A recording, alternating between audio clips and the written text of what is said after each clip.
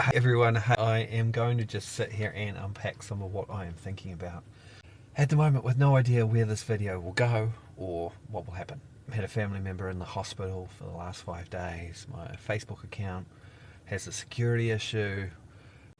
Been having the kids at home on school holidays, been beautiful, right? Learning to roll with the punches and make the very best of every single moment, I think, it's kind of key.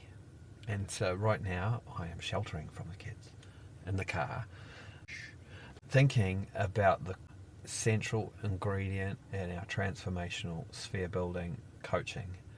And it actually shifted a tiny bit in the last 24 hours with kind of a lot of noise getting shut out. It gave me time to think. And in the center of our model, let me explain the transition, used to be, we would say that people like you deserve to have all the success in the world you want by simply being your truly courageous self. No airs, no graces, no sales tactics, no masks, no pretend games, no overtly strategic manipulative thinking. Just you being your fully beautiful self. And I still hold to that, but I wanted to shift it to something simpler, perhaps, or heart centric and more goal orientated. To do this, what I'd like you to do, if you're watching, please comment, just say watching, please share this video, please save it for later, that all helps. But what I want you to do now is I want you to think about a time in your life, or the times in your life where you had the clearest dreams, you were the most motivated, you had the strongest vision, right? You knew exactly what you were here for.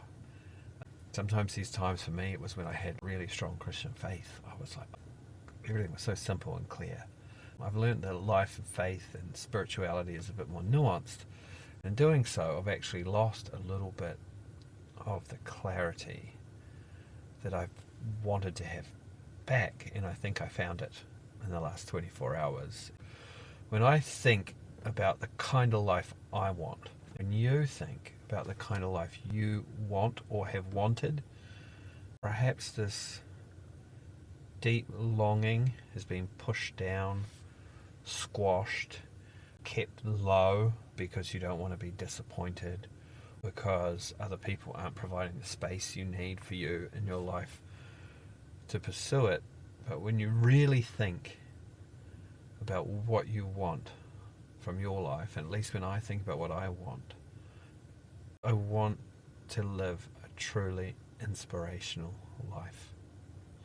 In other words, I want to add energy to every place that I go. I want people to leave feeling like their dreams are more possible, that they're more loved, that there is a pathway for them in this life, that they're important, they have hope, that they can be kind to others because they're feeling better about themselves and their life. So this notion that you deserve a truly inspirational life, that you can use the remaining years you have left, we don't know, could be a week, could be a month, could be 75 years. The joy of life is that we're not given that information because we're supposed to live every day big. As you think about how you will spend however many days, months, years you have left, is there not something in you that says, I want that time to matter. I want to make an impact. I want to make a difference. I want people's lives around me to be better because of the interactions I have with them.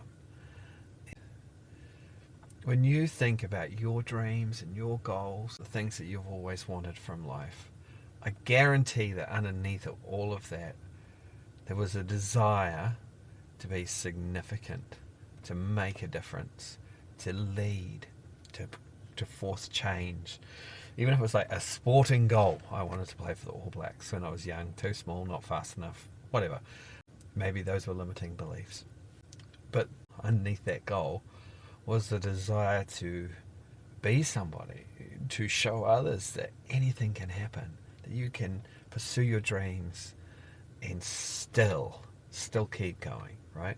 When Rory won the US Masters the other day, was one of the only, I think, 5 people now, maybe 5 people, I think, who have won all 4 Grand Slams in golf. And when he was speaking, he got emotional and he said, my main message is for my 5-year-old daughter, Poppy. Never, ever, ever give up on your dreams. Right? His goal wasn't just to win the US Masters. His goal is to live an inspired life that his daughter looks up to. And that's the center of our model. And you might say, well, how do I get there?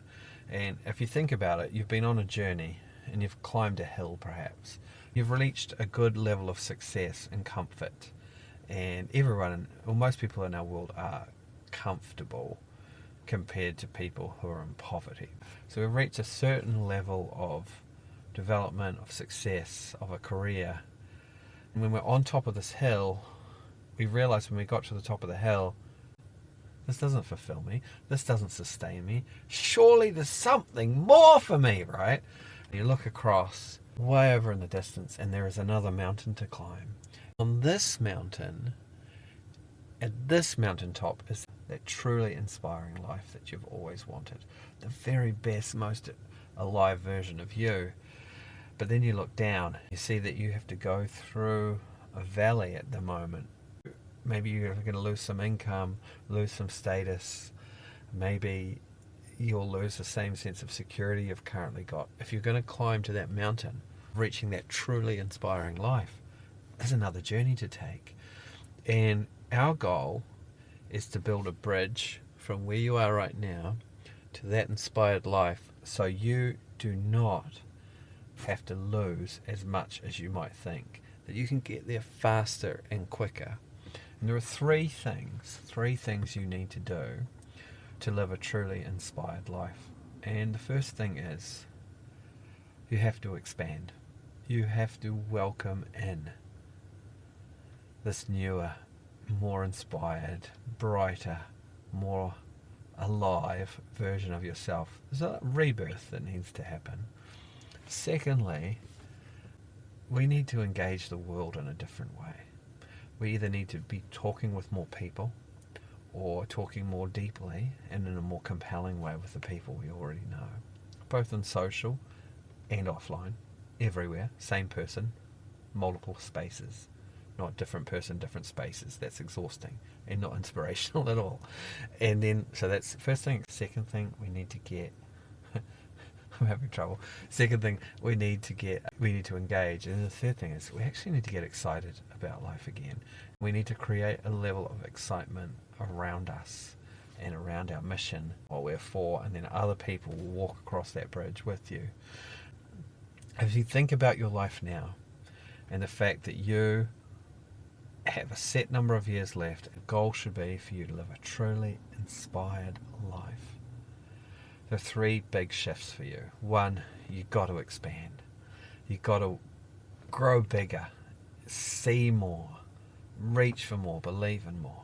2, you've got to engage the world differently, in a more compelling, honest, real, vulnerable, truthful, powerful way. 3, you've got to get excited about this mission and people will follow. In terms of how to do those things, how to expand, how to engage, how to get excited, we have 3 key metrics that we teach people about. And the first is, you're really not going to get excited and you're really not going to expand if you're surrounded by the same. So we have to get you surrounded by catalytic people. If you want to know more about this model, type model